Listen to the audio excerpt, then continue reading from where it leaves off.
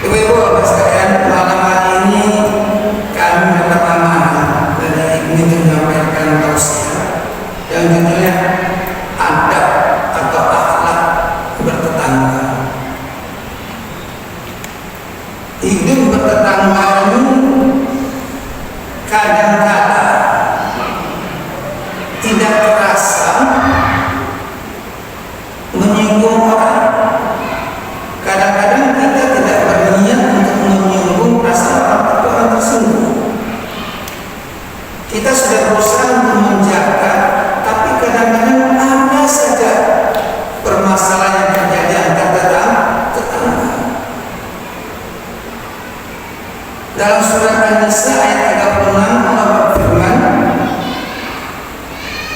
"Wa'budullaha wa la tusyriku bihi syai'an wa bil walidayni ihsana wa zil qurba wal yatama wal masakin wa jar zil qurba wa jar janaba wa sahib bil janaba wa fi ayman wa ma malakat aymanukum innallaha yuhibbul muhtadin." Ini Allah berfirman, semua wala tusyriku bihi, jangan engkau sekutukan dengan apapun juga. Tidak boleh kita menyekutukan Allah, menduakan Allah dengan apapun namanya. Wa bil walidayni ihsana, dan berbuat baik kepada kedua orang tua. Wa zil qurba, dan kerabat-kerabatmu. Wal yatama, dan anak-anak yatim. Wal masakin, dan orang miskin. Wa jar zil qurba wa jar janaba, dan tetangga dekatmu dan tetangga jauhmu. Wa ma malakat aymanukum, dan hamba sahaya yang kau miliki. Innallaha yuhibbul muhtadin. Allah tidak suka dengan orang-orang sombong atau orang yang selalu membanggakan diri. Dalam ayat ini disebutkan dua jenis tetangga. Wajaril qurba wal janaba. Jadi tetangga dekat ini ada sebagian ulama yang menafsirkan itu sesama orang muslim. Tetangga jauh ini artinya orang non-muslim.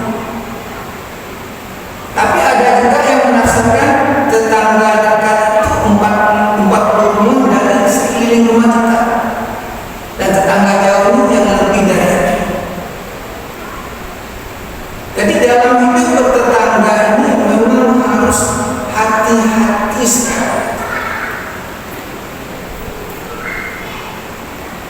Kita nggak boleh menyakiti hati tetangga, baik itu secara lisan apalagi dengan lisan. Menyakiti tetangga dengan lisan ini mungkin saat ini jarang terjadi, karena kita punya undang-undang, punya hukum. Kalau kita menyentuh tetangga, menyakiti tetangga, kena hukuman, entah pidana, entah apa, ada hukumnya. Tapi kadang-kadang yang menyakiti secara lisan ini tidak terasa, niat kita tidak menyakiti, tapi orang tersakiti. Dan Rasul dalam sabdanya di dalam Bukhari mengatakan, "In kuntum tu'minuna billahi wal yawmil akhir, fala yukhzikum." Kalau beriman kepada Allah dan hari akhir, jangan sakiti tetangga. Ini perintah Rasul, jangan sakiti tetangga. Jadi dalam hidup bertangga kita harus jaga betul, jangan sampai ada tetangga kita yang tersakiti. Yang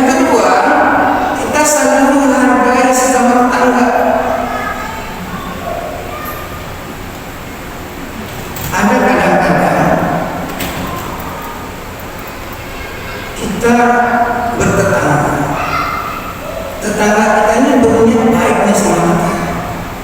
Dia masuk diantaranya kasih sebagian makanan kita. Tapi niat baik tetangga ini kadang-kadang ada yang menanggapinya tidak positif. Contoh, tetangga kita masak goreng ubi misalnya, diantaranya ke kita. Kita nggak suka goreng ubi. Walaupun kita tidak suka, jangan kita sepelekan, jangan kita hina. Aku kalau goreng ubi pantangnya sih sama pizza dan kan. Orang berniat berbagi, tapi kadang-kadang kata-kata kita ini, sikap kita ini menyakiti orang. Kita remehkan. Dalam hadis Rasulullah mengatakan, ya nisa muslimat, la tahqiranna jaratun li jaratiha walau bi farsan syatin. Jangan engkau sepelekan, jangan engkau remehkan pemberian tetanggamu walaupun itu berupa kaki kambing. Begitu Rasulullah ingin kita menjaga hubungan antara tetangga. Walaupun kita nggak suka kaki kambing, terima saja. Jangan sakiti orang. Walaupun dibuang dari mana dia tersinggung orang. Jadi Rasulullah menjaga itu. Jangan kau sepelekan walaupun kamu nggak suka apa yang dia beri. Jangan sakiti hati orang. Terima di dalam kamu makan tidak terserah kamu. Tapi jangan sakiti hati orang. Tetangga ini kadang-kadang melebihi keluarga. Tetangga kita, orang yang dekat dengan kita, apabila terjadi sesuatu pada kita, tetangga dulu yang tahu. Apalagi yang sudah tua-tua ini, anak sudah merantau ke mana, anak ada ikut suaminya atau pergi kerja di mana, tinggalan di rumah suami istri yang sudah tua-tua. Terjadi apa-apa yang dulu tahu siapa? Tetangga kita. Tetangga kita yang tahu kalau ada terjadi kebakaran rumah kita, yang menolong kita pertama itu tetangga. Ada apa-apa tetangga dulu yang menolong kita. Dalam sebuah hadis Rasulullah bersabda, "Mazana Jibril yusini bijar hatta zanantu annahu yuris." Jadi Jibril selalu mengingatkan Rasulullah tentang tetangga. Yusini bijar, selalu menasihatkan, berpesan tentang tetangga, diingatkan bagaimana harus berhubungan dengan tetangga, bagaimana kita bergaul, bagaimana adab dan tetangga, bagaimana akhlak kita. Selalu diulang-ulang oleh Jibril kepada Nabi Muhammad. Subhanallah. Hatta zanantu annahu yuris. Sampai aku menyangka karena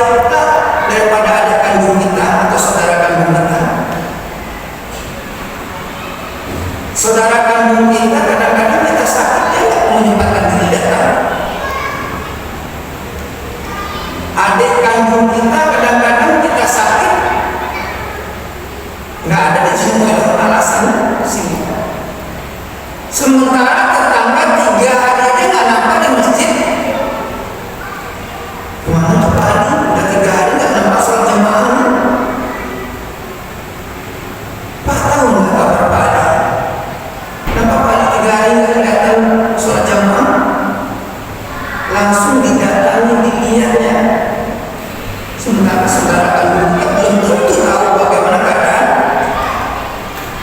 Begitulah kehidupan dengan tetangga. Rasul sendiri sering diingatkan oleh Jibril, bukan tidak diingatkan. Selalu Rasul diingatkan Jibril. Jibril ketemu dengan Rasul selalu diingatkan, ditanya lagi, dikasih tahu lagi, dipesankan lagi tentang bagaimana kita harus hidup bertetangga. Dan kita harus berbuat baik, tidak boleh menyakiti, dan juga harus menjaga perasaan. Jangan suka menyepelekan tetangga. Tetangga kita tuh miskin, kita anggap remeh aja deh, seolah-olah terlalu hina. Mentang-mentang kita rumah kita mewah, rumah dia bubuk, kita remehkan dia. Mentang-mentang dia cuma tukang kecil, kita seorang manajer, kita nggak perhatikan, sombong kita. Allah tidak suka pada orang muhtalan fakhura, orang yang sombong dan selalu membanggakan diri. Saya makanan kayak gini 10 kali itu gini. Cuma ini diantarkan. Kalau kayak gini masa juga bisa begini.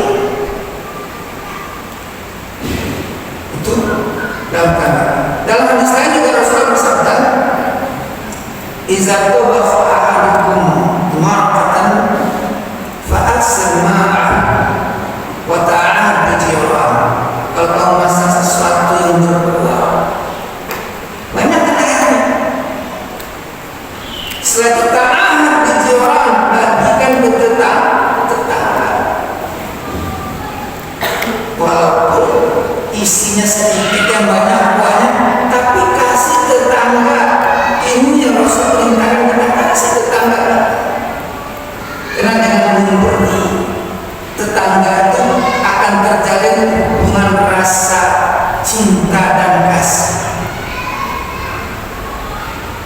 Orang tidak melihat berapa nilai pemberian kita, tapi ketika kita memberikan dengan ikhlas, maka timbul rasa cinta, timbul rasa sayang, timbul rasa empati kita sama. Tapi kalau kita tidak mau tahu dengan tetangga, mungkin kehidupan di kota sudah mulai nafsi-nafsi, atau nafsi-nafsi itu istilahnya, kalau istilah Jakarta kalau gue nggak mau tahu dan tetangga masa mau apa terserah. Kalau bahasa nafsi-nafsi, sendiri-sendiri mikirin diri sendiri, nggak mau mikirin orang lain. Mungkin di kota sudah banyak bi'ah atau lingkungan yang seperti itu, nggak peduli dengan tetangga. Tapi Islam tidak mengajarkan kita seperti itu. Islam mengajarkan kita peduli dengan tetangga kita. Islam suruh kita perhatikan tetangga kita, jangan sakiti hatinya, bagikan makanan. Kalau kita memasak apa-apa, bagikan. Dan kalau kita dikasih, jangan hina dia, jangan sepelekan dia walaupun itu sedikit. Itu Islam.